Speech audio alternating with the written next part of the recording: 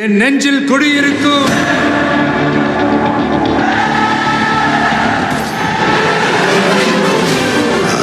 தளபதி. நிச்சயமாக தாவேகாவுக்கு சட்டப்படி அது ஒரு ரிஜிஸ்டர்ட் கட்சி. அதுக்கு நிச்சயமாக அது கேட்குற அந்த ஃப்ரீ சிம்பலை கொடுப்பாங்க. எல்லா தொகுதியிலும் அதை பயன்படுத்த முடியும். விஜய் ஒரு மாற்றத்துக்கான கருவி என்பதை மக்கள் புரிந்து கொண்டிருக்கிறார்கள்.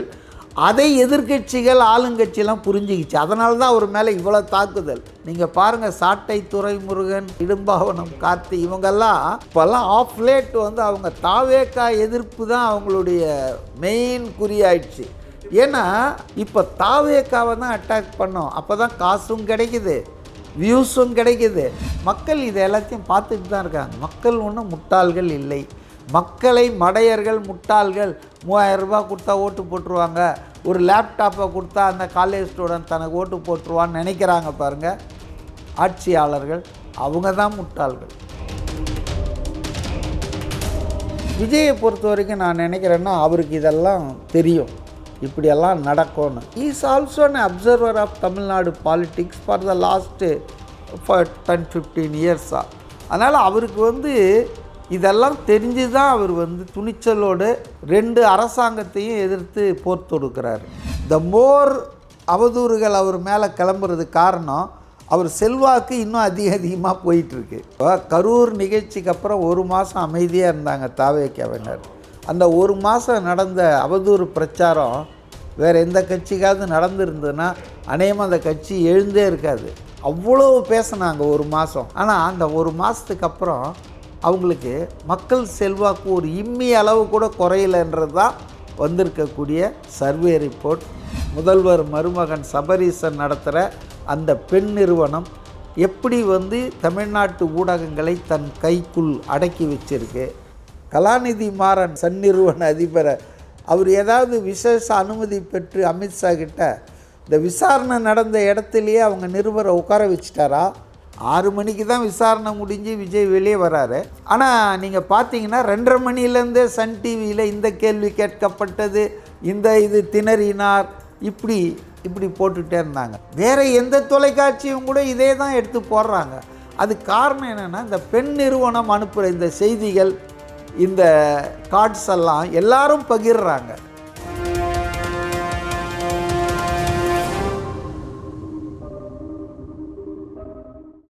வணக்கம், இது செகண்ட் ஃப்ளோர் தமிழ். இன்னைக்கு அரசியல் ஆலோசகர், அரசியல் விமர்சகர் திரு மதிவாணன் அவர்கள் கிட்ட நம்ம நேர்காணலில் கலந்துரையாட போகிறோம். வாங்க வீடியோக்குள்ளே போகலாம்.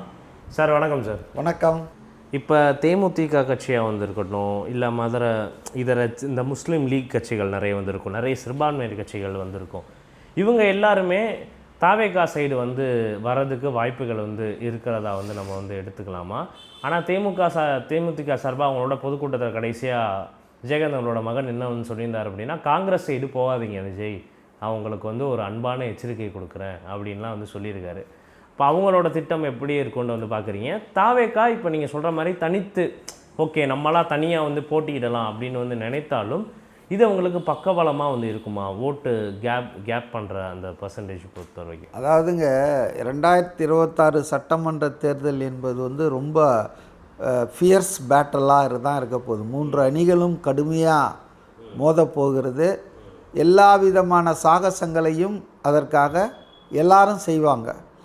ஸோ அதனால் வெற்றி தோல்விகள் என்பது நேரோ மார்ஜினில் தான் தீர்மானிக்கப்படக்கூடிய வாய்ப்பு இருப்பதாக நான் நினைக்கிறேன்.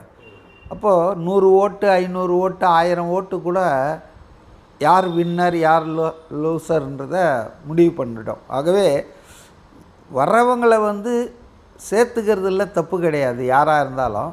ஆனால் அவங்க கேட்குற விலை, அதுக்காக கொடுக்க வேண்டிய விலை அதிகமாக இருந்ததுன்னா, இப்போ பிரேமலதாலாம் பார்த்தீங்கன்னு சொன்னால் துணை முதல்வர் பதவியெல்லாம் கேட்பேன்ற மாதிரி ஒரு இண்டிகேஷன் கொடுத்தாங்க ராஜ்யசபா சீட்லாம்.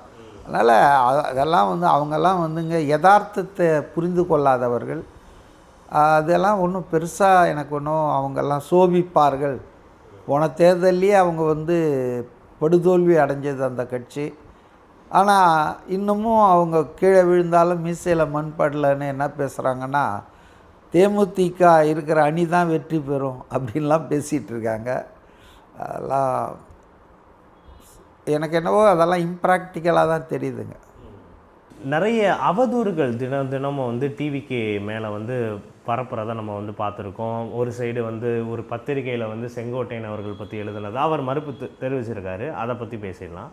இது மட்டும் வந்து இல்லாமல் தினம் தினம் தாவேகா குழு இப்படியெல்லாம் நடக்குது. இப்போ சிபிஐ விசாரணையில் வந்து தாவேகா கிட்ட இந்த மாதிரி கிடுக்குப்பிடி கேள்விகள்லாம் கேட்டிருக்காங்க. இப்படின்ற ஒரு நரேஷன் வந்து நிறைய நியூஸ் சேனல்ஸ்லாம் நம்மளால் பார்க்க வந்து முடியுது. இதெல்லாம் ஒரு விளைவை வந்து ஏற்படுத்துமா? ஏன்னா இப்போ அது ஒரு குறிப்பிட்ட கட்சியை சேர்ந்த நியூஸ் சேனலாக இருந்தாலும் அவ்வளோ மக்கள் வந்து பார்க்குறாங்க. உண்மை எது பொய் எது அப்படின்ட்டு அந்த தெரியாமல் போயிட்டு தாவேகா மேலே பரப்புகிற இந்த அவதூறு வந்து அவங்களுக்கு சிக்கலை வந்து ஏற்படுத்தும்னு நினைக்கிறீங்களா? இல்லைங்க, இது வந்துங்க ஒரு எதிர்க்கட்சி என்பது சக்தி மிக்கதாக வளருது, நாளுக்கு நாள் அதன் செல்வாக்கு உயருதுன்போது மற்ற கட்சிகள் எல்லாரும் அது மேலே சேத்தவாரி இறைக்க முயற்சிப்பார்கள் என்பது அடிப்படையான அரசியல் புரிஞ்சவங்களுக்கு ஒன்றும் பெரிய இதை வியப்பை கொடுக்கறது இல்லை. விஜயை பொறுத்த வரைக்கும் நான் நினைக்கிறேன்னா அவருக்கு இதெல்லாம் தெரியும், இப்படியெல்லாம் நடக்கும்னு. ஏற்கனவே மதுரை மாநாடாக வீரக்கிரவாண்டி வேளா தெரியல, தேர்தலும் போது வண்டி வண்டியாக கொண்டு வந்து பணத்தை கொட்டுவாங்க அப்படின்னு சொன்னார் அவர். So is also an observer of Tamil Nadu politics for the last 10-15 இயர்ஸாக. அதனால் அவருக்கு வந்து இதெல்லாம் தெரிஞ்சு தான் அவர் வந்து துணிச்சலோடு 2 அரசாங்கத்தையும் எதிர்த்து போர் தொடுக்கிறாருன்னா எதிர்த்து அரசியல் நடத்துகிறார். அதனால் இது வந்து எதிர்பார்த்தப்பட்ட ஒன்று தாங்க. த மோர் அவதூறுகள் அவர் மேலே கிளம்புறது காரணம் அவர் செல்வாக்கு இன்னும் அதிகமாக போயிட்டுருக்கு. இப்போ கரூர் நிகழ்ச்சிக்கு அப்புறம் 1 மாதம் அமைதியாக இருந்தாங்க தாவேக்காவினர். அந்த 1 மாதம் நடந்த அவதூறு பிரச்சாரம் வேறு எந்த கட்சிக்காவது நடந்துருந்ததுன்னா அநேகமாக அந்த கட்சி எழுந்தே இருக்காது. அவ்வளோ பேசினாங்க 1 மாதம், இவங்க பதிலே பேசலை. ஆனால் அந்த 1 மாதத்துக்கு அப்புறம் அவங்களுக்கு மக்கள் செல்வாக்கு ஒரு இம்மி அளவு கூட குறையலைன்றது தான் வந்திருக்கக்கூடிய சர்வே ரிப்போர்ட். பாதிக்கப்பட்ட மரணத்தை எதிர்நோக்கிய சந்தித்த அந்த குடும்பங்கள்லேருந்தே அவரை குறை சொல்ல. திமுகவினர் என்னென்னோ பண்ணி பல்ட்டி அடித்தாங்க, ஆனால் அது ஒன்று கூட ஒட்டலை அவர் மேலே. அதனால் வந்துங்க அவதூறுகள் வந்து அவதூறுகளாகவே இருக்கும், அது வந்து ஒட்டாது அவர் மேலே. ஏன்னா அவர் ஆட்சியில் இருந்ததில்லை, அரசாங்கத்தில் பொறுப்பு வகித்ததில்லை, ஊழல் செய்ததில்லை, ஊர் பணத்தை கொள்ளையடித்ததில்லை, சொத்து குவித்ததில்லை, குடும்ப அரசியலை வளர்த்ததில்லை. அதனால் அவருக்கு பாசிட்டிவாக நிறைய இருக்குங்க. இவங்களால் குறை சொல்ல முடியாது. அதனால் அவதூறுகளை பரப்புகிறார்கள். இந்த அவதூறுகள் என்பது ஒரு சில மணி நேரங்கள்லேயே கரைஞ்சி போகுது, பனி போல். இந்த பனி வந்து கதிரவனை கண்டால் பனி உடையும் போல் இந்த பெண் நிறுவனம் தான் இப்போ எல்லாத்துக்கும் தெரியுங்க. சபரீசன், நம்ம முதல்வர் மருமகன் சபரீசன் நடத்துகிற அந்த பெண் நிறுவனம் எப்படி வந்து தமிழ்நாட்டு ஊடகங்களை தன் கைக்குள் அடக்கி வச்சிருக்கு, எப்படி தலைப்புகள் போடணும், எப்படி விவாதம் நடத்தணும் மாலை நேரத்தில் என்பது, எந்த செய்தியை போடணும் போடக்கூடாது. நான் இப்போ சொன்னேன் இல்லைங்களா, விசிகாவினர் ராசாவை எதிர்த்து நடத்துகிற ஆர்ப்பாட்டங்கள் இருட்டடிப்பு செய்யப்பட்டன, பல அரசு ஊழியர்கள் போராட்டங்கள் இருட்டடிப்பு செய்யப்பட்டன. மாறாக கவர்னர் வாக் அவுட் பண்ணதை இன்றைக்கி ஃபுல்லாக செய்திகளை போட்டு அதை மூடிட்டாங்க, வேறு செய்திகள் வர்றதில்லை. நான் எந்த அளவுக்கு தமிழ்நாடு அரசின் ஊடக ஆக்கிரமிப்பு இருக்குதுன்றதுக்கு ஒரு உதாரணம், டைம்ஸ் ஆஃப் இந்தியான்றது ஒரு நாளிதழ், ஆங்கில நாளிதழ், இந்தியா பூரா வர நாளிதழ். அந்த நாளிதழில் ஒரு செய்தி தமிழ்நாடு சென்னையை தவிர எல்லா இடத்துலையும் வருது. என்ன செய்தினா, 3வது முறையாக KN நேரு இவ்வளோ 300-400 கோடி ரூபாய் ஊழல் பண்ணியிருக்காரு அவர் பொறுப்பு துறையில், அவர் மேலே FIR போடுங்கன்னு ED வந்து தமிழ்நாடு காவல்துறைக்கு கடிதம் எழுதிக்கிட்டே இருக்குது. 3வது முறையாக கடிதம் எழுதியிருக்கு. அதை பற்றி விவரங்கள்லாம் போட்டிருக்காங்க. அது தமிழ்நாட்டு மீடியாவில் எங்கேயுமே பேசப்படவில்லை, எங்கேயுமே செய்தியாக கூட வெளியாகவில்லை.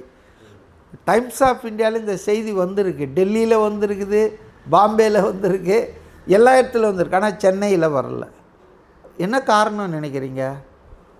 தமிழ்நாடு அரசின் அழுத்தம், திமுகவினுடைய இன்ஃப்ளூயன்ஸு, விளம்பரங்கள், கோடிக்கணக்கான ரூபாய்க்கு பத்திரிகைகளுக்கு விளம்பரம், யூடியூப் சேனலுக்கு விளம்பரம், கட்சியும் விளம்பரம் கொடுக்குது, தமிழ்நாடு அரசு பேர்லேயும் விளம்பரம் கொடுக்குறாங்க. ஆக மக்கள் வரி பணத்தை, அரசு பணத்தை கஜானாலேருந்து எடுத்து இவங்க வந்து ஊடகங்களுக்கு செலவு பண்ணி ஊடகங்கள் வாயெல்லாம் அடைச்சிட்டாங்க. அப்போ இது வந்து ஜனங்களுக்கு தெரியலன்னு நினைக்கிறீங்களா? ஜனங்களும் வந்து எல்லாத்தையும் பார்த்துட்டு தானே இருக்காங்க. எல்லாரும் முட்டாள் இல்லைங்க, எல்லாருக்கும் தெரியுது. ஸோ அதனால் வந்து விஜய் மேலே இவங்க சொல்கிற இந்த அவதூறுகள், சிபிஐ விசாரணை, நீங்கள் சொன்னீங்களே கிடுக்குப்பிடி, நான் கூட ஒரு ட்விட்டரில் ஒரு கிண்டலாக ஒன்று போட்டிருந்தேன். கலாநிதி மாறன் சன் நிறுவன அதிபரை அவர் ஏதாவது விசேஷ அனுமதி பெற்று அமித்ஷா கிட்ட இந்த விசாரணை நடந்த இடத்துலையே அவங்க நிருபரை உட்கார வச்சிட்டாரா? ஏன்னா மணிக்கு மணி 6 மணிக்கு தான் விசாரணை முடிஞ்சு விஜய் வெளியே வராரு. ஆனால் நீங்கள் பார்த்தீங்கன்னா 2:30 மணிலேருந்தே சன் டிவியில் இந்த கேள்வி கேட்கப்பட்டது, இது திணறினார், இப்படி போட்டுகிட்டே இருந்தாங்க. ஸோ அது வந்து அவதூறுங்க. சன் தொலைக்காட்சி, கலைஞர் தொலைக்காட்சி, இவங்கெல்லாம் ஒரு கட்சி சம்மந்தமான அதெல்லாம் புரிஞ்சிக்க முடியுது. ஆனால் வேறு எந்த தொலைக்காட்சியும் கூட இதே தான் எடுத்து போடுறாங்க. அது காரணம் என்னென்னா, இந்த பெண் நிறுவனம் அனுப்புகிற இந்த செய்திகள், இந்த கார்ட்ஸ் எல்லாம் எல்லாரும் பகிர்றாங்க. பல ரிப்யூட்டட், இப்போ தினமலரை பற்றி சொன்னீங்க, செங்கோட்டையனை பற்றி அவங்க எழுதுகிறாங்க. இப்போ தினமலரில் வந்து எப்படியாப்பட்ட செய்திகள் வரும், அவங்க யாருடைய, பாஜகவுடைய ஆதரவாளர்கள், அவங்க வந்து தமிழ்நாட்டில் என்ன வேலையை பண்ணிகிட்ருக்காங்க, தமிழ்நாட்டில் இருக்கிற எல்லாருக்குமே தெரியும். தினமலர் வந்து என்ன பாதிக்கு மேலே பொய் செய்தி தான் போடுவாங்க. இப்போ செங்கோட்டையனே அதை மறுத்துட்டார். நேற்று ஒரு தொலைக்காட்சியில் ஒரு மணி நேரம் நீண்ட விவாதம் நடத்தியிருக்கிறார் புதிய தலைமுறையில். அவரே அதெல்லாம் பொய்யான செய்திகளை பரப்புகிறாங்க. அப்போது இது எல்லாமே மக்களுக்கு தெரியுதுங்க. ஒன்றும் வேணாம், சவுக்கு சங்கர் அவர் ஒரு போராளின்றாரு, ஆனால் அவர் வந்து ஒரு புரோக்கராக மாறிட்டார்ன்றது தான் என்னுடைய வருத்தம். அதிமுக பாஜக கூட்டணி அமைஞ்சதுக்கப்புறம் பாஜகவின் தவறுகளை அல்லது அதிமுகவின் தவறுகளை அவர் வந்து சுட்டி காட்டாமல், ஒரு அரசியல் விமர்சகராக இல்லாமல், பாரபட்சம் இல்லாமல், அவர் அந்த கூட்டணிக்கான புரோக்கராக செயல்பட ஆரம்பிச்சிட்டார். அவர் பொதுவெளியில் எப்படி பேச ஆரம்பிச்சிட்டாருன்னா, 234 தொகுதியிலையும் 234 சின்னம் கொடுப்பாங்க, காமன் சின்னமே கொடுக்க மாட்டாங்க தாவேகாவுக்கு அப்படின்னு அவர் பேசுகிறாரு. அதுக்கு எந்த விதமான ஆதாரமும் இல்லை, அடிப்படையும் இல்லை, சட்டத்திலையும் அதுக்கு இடம் இல்லைங்க. ஒரு பதிவு செய்யப்பட்ட கட்சி தொடர்ச்சியாக வந்து சட்ட விதிகளின்படி அது வந்து ஆடிட்டட் அக்கௌண்ட்ஸ் கொடுத்தா போதுங்க. 234 இல்லை, 300 தொகுதியில் அது கண்டெஸ்ட் பண்ணாலும் ஒரு காமன் சிம்பிள், ஃப்ரீ சிம்பிள் கொடுப்பாங்க. தேர்தலுக்கு அறிவிப்புக்கு முன்னால் கொடுப்பாங்க. ஆக இவர் வேண்டுமென்றே இது மட்டும் சொல்ல, விஜய்ன்ற பேரில் விஜய் நிற்கிற தொகுதியில் 10 பேரை நிறுத்துவோம். இப்போ ஓ பன்னீர்செல்வத்துக்கு பண்ணாங்களா ராமநாதபுரம். ஆக சீப் டாக்டிஸு இதெல்லாம் வந்து எதுக்காக அவர் பேசுகிறாருன்னா, தாவேகா பாஜக அதிமுக கூட்டணியில் வரலை அப்படின்ற ஆத்திரத்தில் தாவேகாவுடைய கேடர்களெல்லாம் டிமாரலைஸ் பண்ணுறதுக்காக பேசுகிறார். எனக்கு புரிந்த வரையில், நான் படித்த வரையில், சட்டத்தில், எலெக்ஷன் கமிஷன் ரூல்ஸில் நிச்சயமாக தாவேகாவுக்கு வந்து சட்டப்படி அது ஒரு ரிஜிஸ்டர்ட் கட்சி. அதுக்கு வந்து நிச்சயமாக அது கேட்குற அந்த ஃப்ரீ சிம்பலை கொடுப்பாங்க. எல்லா தொகுதியிலும் அதை பயன்படுத்த முடியும். இது வந்து தாவேகா தொண்டர்கள் இதை பற்றிலாம் குழப்பமே அடைய வேண்டியதில்லை. ரெண்டாவதுங்க, இதெல்லாம் மீறி பாஜக வந்து சர்வாதிகாரமாக சவுக்கு சங்கர் சொல்கிறபடியெல்லாம் நடந்ததுன்னா அதுக்கப்புறம் நீதிமன்றத்துக்கு போகலாம். ஆனால் எல்லாத்தையும் மக்கள் மன்றத்தில் தீர்மானிக்கலாம்ல. மக்கள் மன்றம் என்பது எல்லாத்தையும் பார்த்துட்ருக்கு. அது என்ன ஒரு சின்னத்தை பார்த்தா ஓட்டு போடுறாங்க? ஆஃப்டரால் சின்னம் என்பது என்னன்றது யாரோட ரிலேட் பண்ணி பார்ப்பாங்க? விஜய் சின்னம் எது இந்த தொகுதியிலன்னு கேட்பாங்க ஜனங்க. தாவேகா சின்னம் எதுன்னு சொல்லி கேட்டு தெரிஞ்சுக்குவாங்க. சின்னத்துக்காக ஓட்டு இல்லை, தவறான இது வந்து காளை மாட்டு சின்னம், அப்புறம் பசுவுங்கன்னும் சின்னம், ராட்டை நூற்கும் பெண் சின்னம், இதில் ஓட்டு போட்டுட்டு இருந்தவங்க திடீர்னு உதயசூரியனுக்கு எப்படி போட்டாங்க? உதயசூரியனுக்கே ஓட்டு போட்டுட்டு இருந்தவங்க 77 எப்படி ரெட்டை இலைக்கு மாறினாங்க? அதனால் வந்துங்க, இது மக்கள் யாருக்கு வாக்களிக்க போகிறார்கள் என்பதை தீர்மானித்து விட்டால் அவர் சின்னம் எது என்று கேட்டு வாக்களிப்பார்கள். இந்த தொகுதியில் இவங்க சொல்கிற மாதிரி அதெல்லாம் நடக்க போகிறது இல்லைங்க. விஜய் ஒரு மாற்றத்துக்கான கருவி என்பதை மக்கள் புரிந்து கொண்டிருக்கிறார்கள். அதை எதிர்க்கட்சிகள் ஆளுங்கட்சியெல்லாம் புரிஞ்சுக்கிச்சு. அதனால தான் அவர் மேலே இவ்வளோ தாக்குதல். அவர் மேலே ஏன் இவ்வளோ கூர்மையான தாக்குதலை நீங்கள் பாருங்கள். சாட்டை துரைமுருகன், அந்த இன்னொரு ஆள் இருக்கார்ல இடும்பாவனம் கார்த்தி, இவங்கெல்லாம் இப்போல்லாம் ஆஃப் லேட் அவங்க தாவேக்கா எதிர்ப்பு தான் அவங்களுடைய மெயின் குறியாயிடுச்சு. ஏன்னா அவங்களுக்கு திமுக ஆளுங்கட்சி எதிர்கட்சி பாஜகவெல்லாம் தேவையில்லை. இப்போ தாவேக்காவை தான் அட்டாக் பண்ணோம். அப்போ தான் காசும் கிடைக்குது, வியூஸும் கிடைக்குது. அது மட்டும் இல்லை, அரசியல் நோக்கம் அதில் பின்னால் இருக்குங்க. தாவேக்காவுக்கு பெருகும். இவங்க 16 வருஷமாக கட்சி நடத்திட்டு இருக்காங்க. நாம் தமிழர் கட்சி ஒரு எம்எல்ஏ கூட வர முடியல. ஆனால் இன்றைக்கி தாவேக்காவுக்கு அவர் சொல்கிறார், செங்கோட்டையன் 34% மக்கள் ஆதரவு எங்களுக்கு இன்றைக்கி இருக்குது. 1,28,000 பேர் ஓட்டர்ஸே எங்கள் கட்சியில் மெம்பராக இருக்காங்க.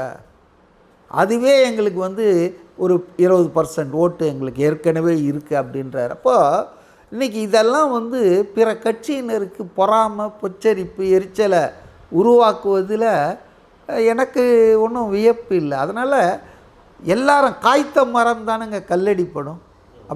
காய்க்காத மரத்தை யாராவது கல்லால் அடிப்பாங்களா? அதுபோல தான் விஜய் என்பவர் இன்றைக்கு தமிழ்நாட்டு அரசியலில் ஒரு காய்த்த மரமாக இருக்கிறார். ஆகவே அவர் மீது கல்லெறியப்படுகிறது. ஆனாலும் மக்கள் இதை எல்லாத்தையும் பார்த்துட்டு தான் இருக்காங்க. மக்கள் ஒன்றும் முட்டாள்கள் இல்லை. மக்களை மடையர்கள், முட்டாள்கள் 3000 ரூபாய் கொடுத்தா ஓட்டு போட்டுருவாங்க, ஒரு லேப்டாப்பை கொடுத்தா அந்த காலேஜ் ஸ்டூடெண்ட் தனக்கு ஓட்டு போட்டுருவான்னு நினைக்கிறாங்க பாருங்கள் ஆட்சியாளர்கள். அவங்க தான் முட்டாள்கள். என் நெஞ்சில் குடியிருக்கும்